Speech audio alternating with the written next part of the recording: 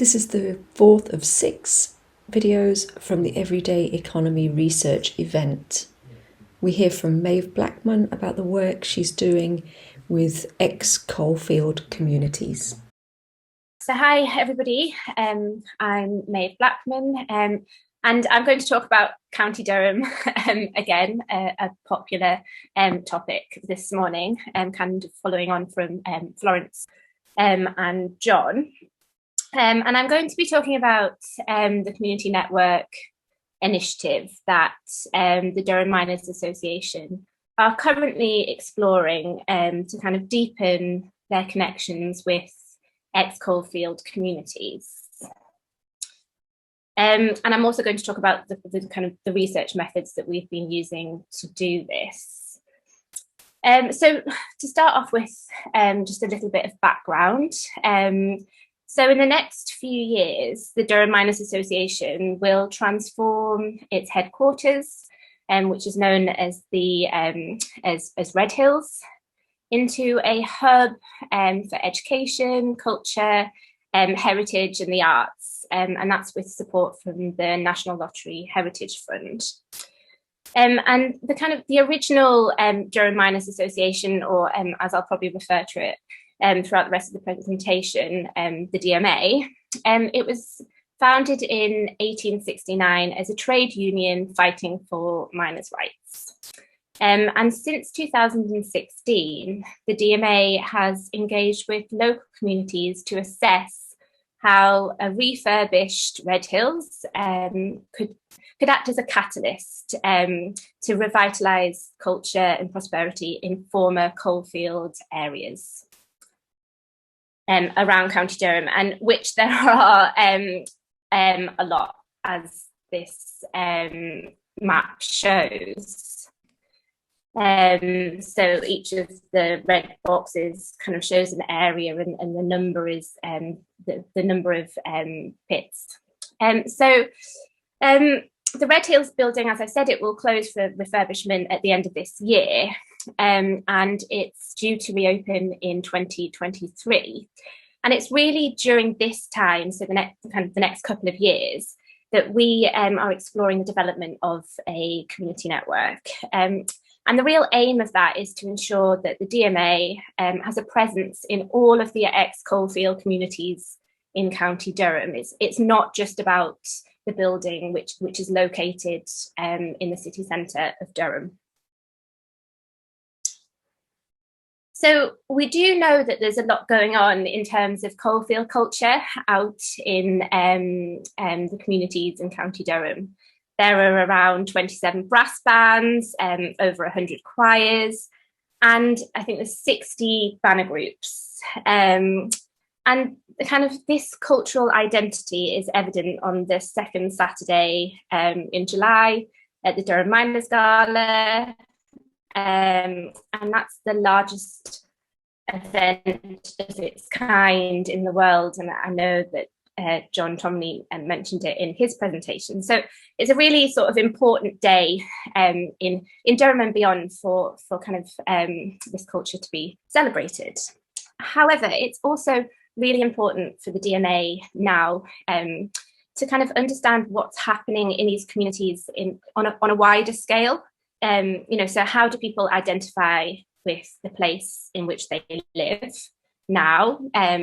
What is best about where they live, best about village life, why, what is worse, and what needs to be done to improve this. So the DMA is kind of looking at ways to explore this with the ex-coalfield communities.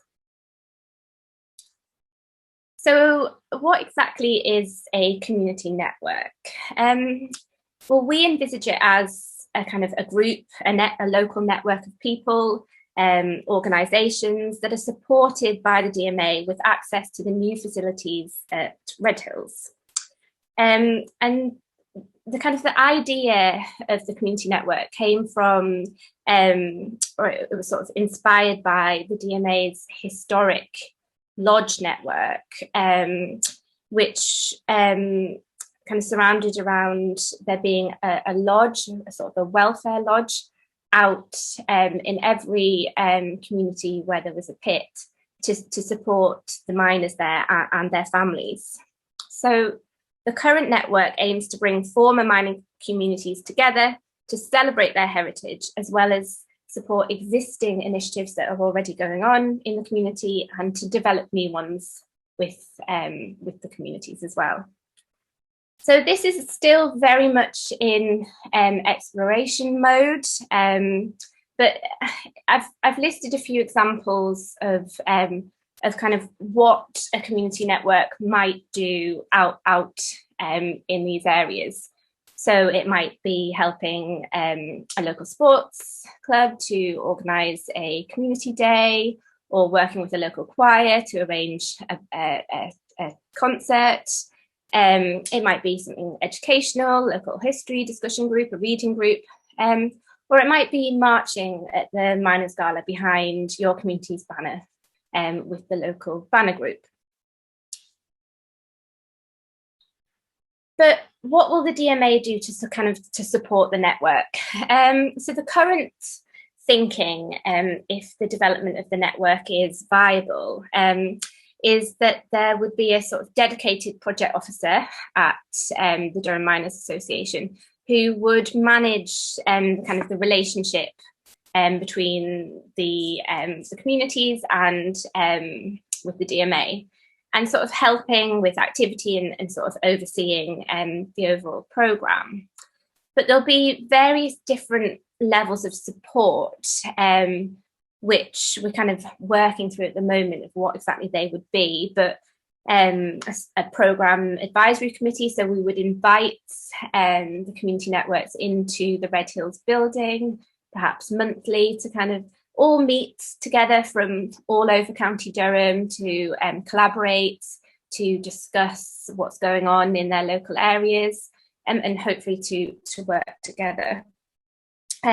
We'd also help with publicity and promotion, so marketing, social media, you know, in use of the Red Hills meetings rooms. It's, you know, Red Hills is located in the city, it's near the bus station, so it's quite a good hub in that way. Helping with grant applications, so just providing expertise on where to apply for grants, partnership and sponsorship. So advising on, you know, how to maybe get sponsorship for a particular event. But also, quite importantly, I think particularly from following on from Francis's presentation, helping to develop links for small businesses, or kind of developing partnerships for people who are setting up new businesses, you know, how to generate income, and how to keep a community centre going. So trying to kind of to provide links and openings and partnerships there. And then just in general as well, just offering support to these community networks. So on to what we're currently doing. So our first step in setting up the community network was to get to know the communities better in which we serve, you know, which the DMA serves and represents. And it was decided to focus on Sherburn, an area in County Durham, kind of Sherburn encapsulates Sherburn Village, Sherburn Hill, Ludworth, Shadforth, so various villages. And we know Sherburn well, and it's got an active banner group there. And it was decided that a community survey should be used. And we have been working with the research consultancy Morris Hargreaves McIntyre to develop what we are calling the Red Hills Community Atlas.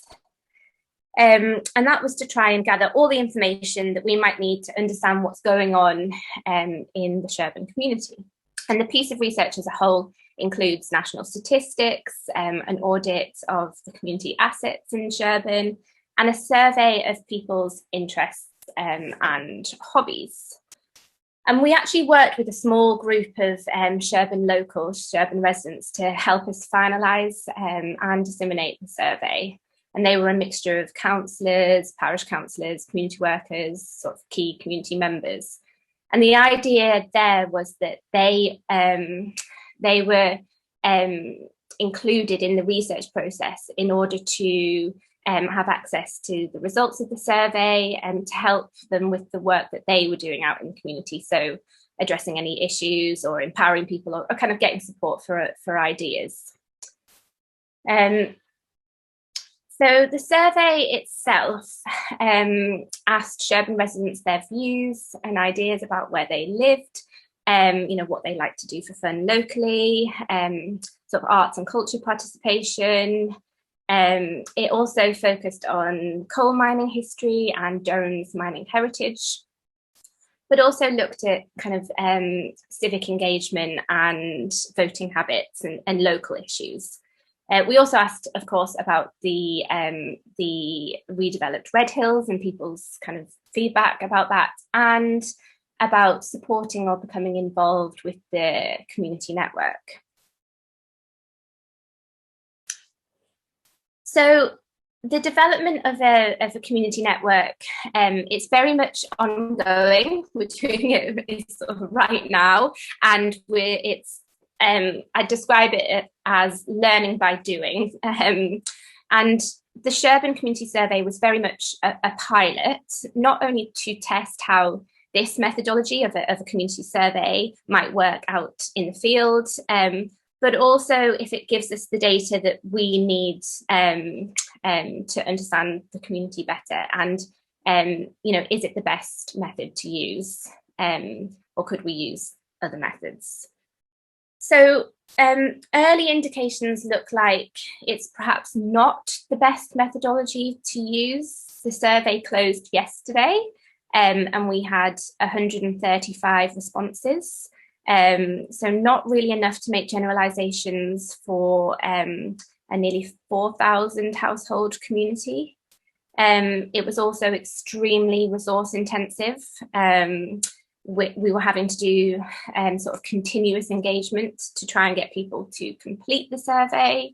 We went out and did leafleting and put posters up and made phone calls, reminders, and yeah, it was very resource intensive for a 6-week period, which perhaps hadn't been thought through beforehand.